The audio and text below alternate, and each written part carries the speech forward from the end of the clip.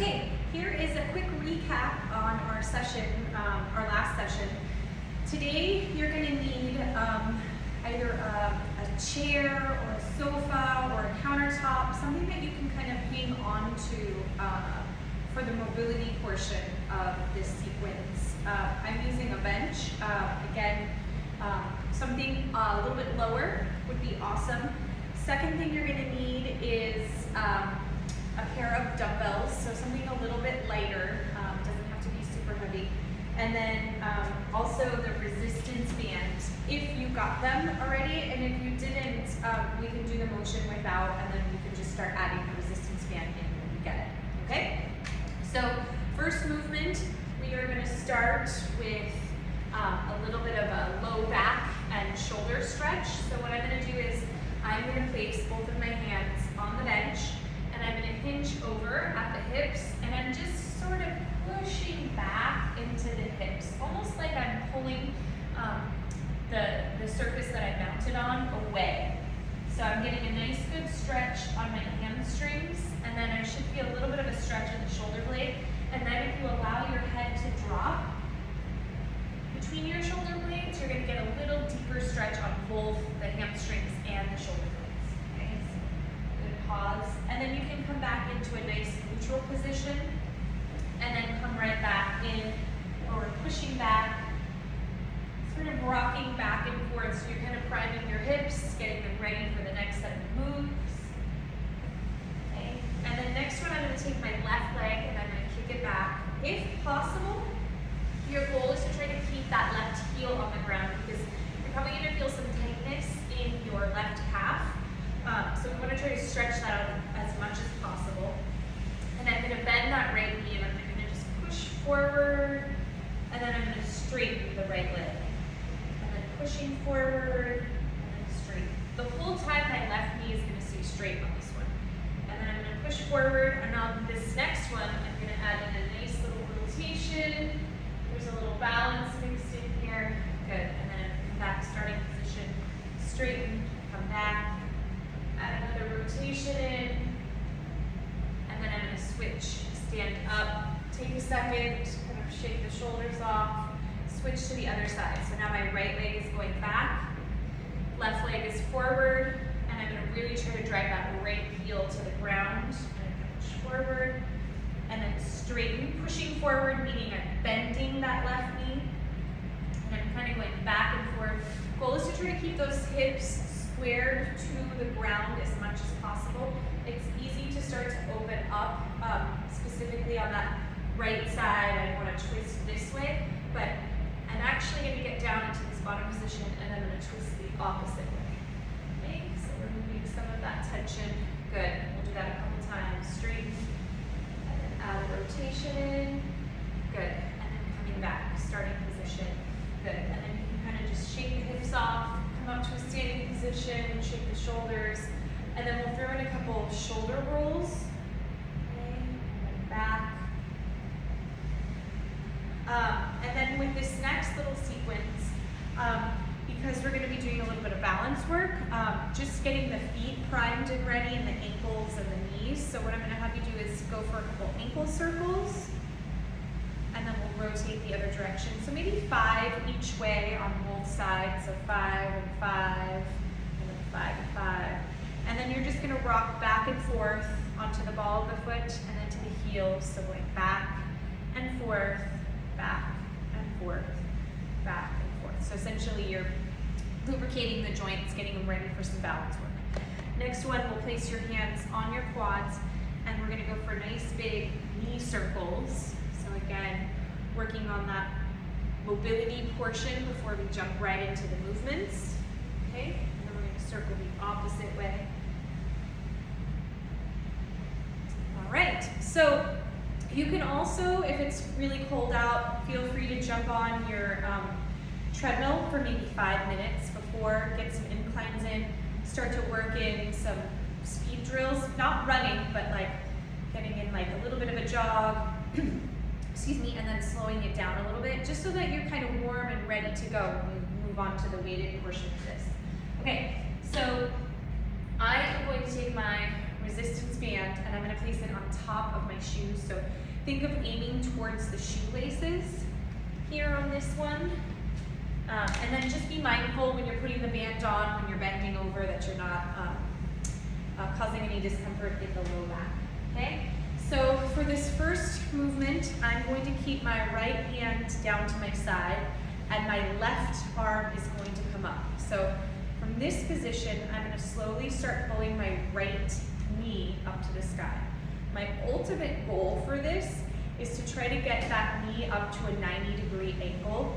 If the resistance band that you have is too tight, drop it down to the lowest level and then work from there. Because ideally, what we want to do is get yourself up here with a good pause at that top position, okay? And if you don't have your bands yet, that's fine. We'll do the same thing where we go up and down.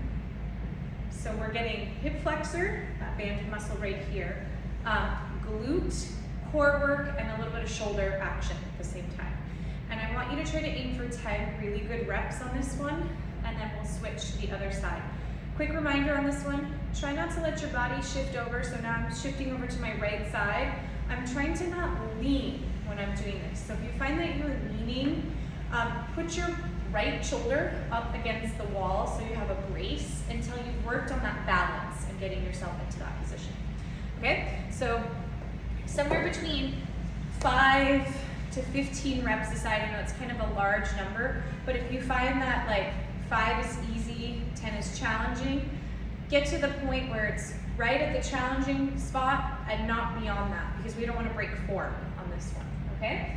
As 10 starts to feel easier, then you can start to increase the reps to somewhere like 15. Okay, so next one, we're going to do that nice good movement where we're activating the glutes and a little bit of the low back in a good way, in a happy way. So you can do this depending on the height of your couch or your bed. I'm going to kind of shimmy myself into position, but ideally where the bench is going to lie is right at the bra strap line. So I'm pushing my body weight down. From this position, I'm letting my hips drop. My head is in a nice neutral position. And then as I lift my hips up, I'm going to allow my head to fall back. I'm going to have a nice good pause in this position so that I'm really working the glutes and the posterior chain, so the back side of my body. And then I'm going to slowly return back to my starting position. My butt does not have to touch the ground at all. Okay, so we're coming up, pausing, and then slowly coming down. As this starts to feel easier, feel free to pause a little longer. If you're feeling any tension in your neck, feel free to put your hands behind your ears. And then we're going to have a nice good pause with your head cradled within your hands. Okay? So that's your next one. We used the suspension straps for this single leg squat, but I think what I'll have you do is, since you don't have access to that at home, we'll work on the descent of the single leg squat, meaning we're working on just the down phase into a chair. So what I want you to do is get yourself nice and close to the chair, feel it, have a physical reminder it's there, okay? Take one seat, sit down so you know it's there, and then I'm going to have you come up to a standing position. I want you to take just a tiny little step forward so that your calf muscle is not touching the chair. And from this position, I want you to pick up either side, right or left, and we're going to sit down with that foot forward, okay? So we're working on that nice, good descent, and then slowly put just the right toes on, and then we're going to come back up to a standing. And we're back to that balance, sitting down, and then repeating. What we don't want is a breath holding. So I don't want to do this where I hold my breath and I plop down, because that's not going to feel great on your body. I want you to try to practice big, long breaths. So as I'm going down, exhale. Okay, so timing it with the breath. All right, so last two moves we used the big stability ball, but because you don't have one at home, I'm going to give you just one of those two moves. And I'm going to have you do it against the wall. Excuse the adjustment of the calendar, or excuse me, the phone. So we're gonna do a wall crunch. So what I'm gonna have you do is we're gonna head on over to the wall and place your feet against the wall at a 90-degree angle. And what I want you to do is really push those feet into the wall, and then we're gonna place the hands behind the ears. I want you to lead with your head, and we're only coming up just a quarter of an inch just to get those shoulder blades off the ground, and then coming back down. What I don't want is your elbows to flare. So envision like little strings, and they're pulling your elbows down towards the ground. So good little pause, and then right back up. Good little pause, and then right back up, okay? So that one you can do anywhere from 10 to 20 reps. It's a very slow and controlled move. Again, trying to lead with your chest, and then let the head follow. Shoulder blades are back, so pinching and trying to not allow the elbows to creep in. So it's not like an actual crunch. So this is one of the only times that I like to incorporate crunches, because it's not a full crunch, it's just a quarter, like lifting the shoulder blades off the ground. So it's a good way to practice that low back activation and pushing into the ground.